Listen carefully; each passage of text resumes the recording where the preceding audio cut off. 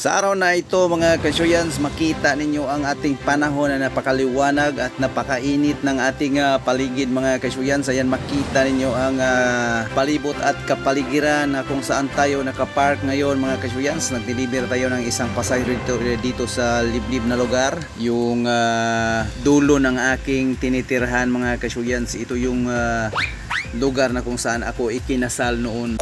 Pahinga tayo saglit kasi doon sa labas sa aming pilahanan ay napakainit mga kasyuyans. Dito tayo sa gilid banda. Dito tayo ngayon nakapark mga kasyuyans sa maliit na lilim. Bahala ka sa buhay mo.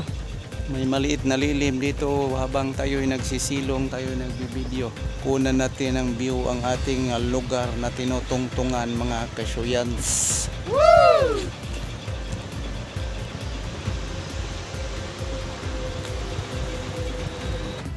At dyan banda mga kasyuyans, yan yung bahay ng aking manugang. Bahay na tawagin nating luma or sa Bisaya pa karaan. Wow naman! Dyan nakapwesto noon at yan ang itsura niya ngayon. At bumalik na ako sa kanto mga kasyuyans, kami nagtsikahan.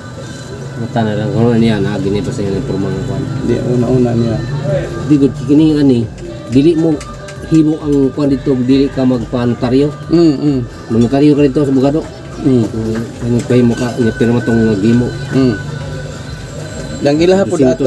Ang ilaha po dato tanaw sa pulis. Na rehistro lisensya boss na naaman. Tanaw.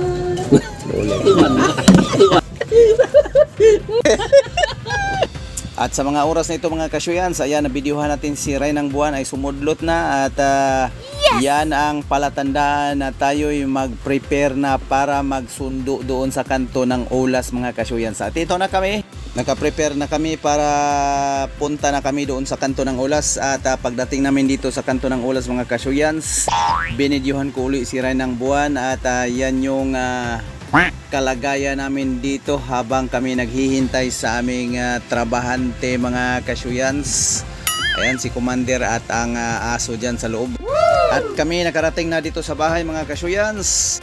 Yan lang muna ang aking maipakita at may update sa araw na ito. Hanggang bukas. Maraming salamat sa inyong pagsubaybay. Good night everyone.